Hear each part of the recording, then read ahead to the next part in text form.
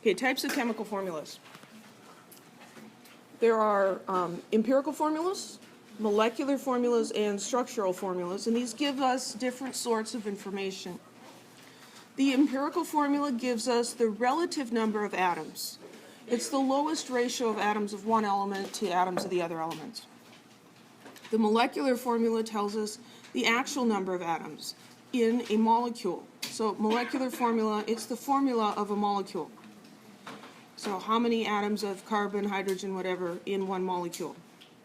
So does this make an empirical formula the formula of an empire? No. Empirical refers to experimental or by experience, and so this is a formula that's determined by an experiment, and it's always going to give us the lowest ratio. The molecular formula gives us the actual number. And then a structural formula gives us a little more information because it actually tells us how those different atoms are connected to each other. So we use chemical formulas. We also use molecular models. Those are just three-dimensional representations. We use ball and stick models frequently. Here the atoms are balls and the bonds holding them together are sticks. We also have space-filling models that give us a better picture of the actual shape of a molecule. This is our best representation of what it would actually look like. So these are useful for some things and not for others. We do have a standard color code. You do not need to memorize this, but if you pay attention, you'll observe that it's used in the book. We've seen water molecules as they look like little Mickey Mouse heads with a red head and white ears.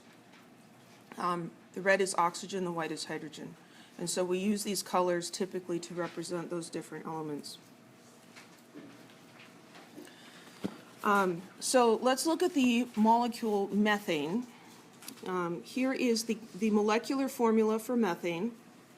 There's one carbon atom and 4 hydrogen atoms.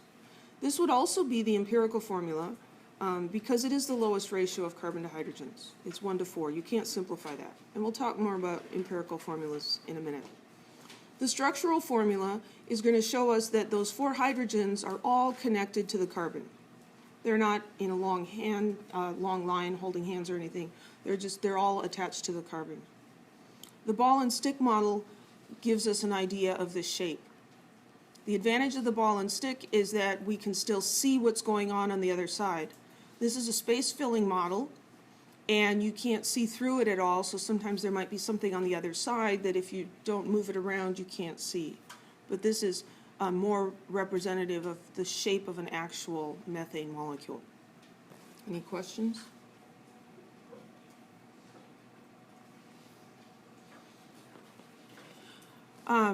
Images are important. Many people are visual learners. I am one of them.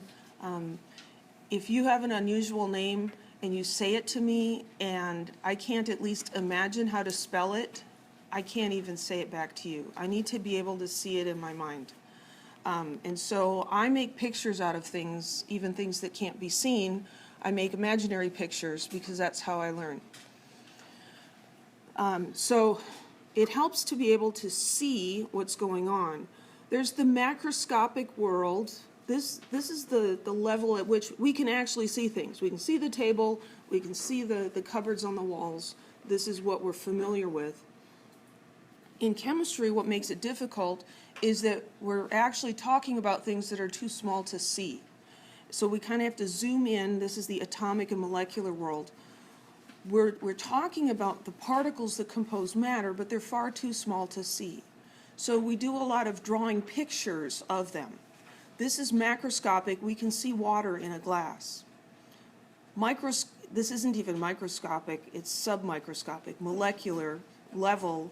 We can draw these little space-filling models of water, and this is what is going on inside here. You can't see that with your eyes, though. And then we have a symbolic way of interpreting or representing what's going on, and that would be the chemical formula for H2O. Because I've studied this stuff a lot, when I see H2O, I think of these little guys. That's what H2O means to me. Are there actually aerosols between? There isn't airspace, because air has molecules of nitrogen and oxygen and stuff in it. There is a little bit of empty space between these. They are not packed in there as tightly as they possibly can. So there is a little bit of empty space, but not much.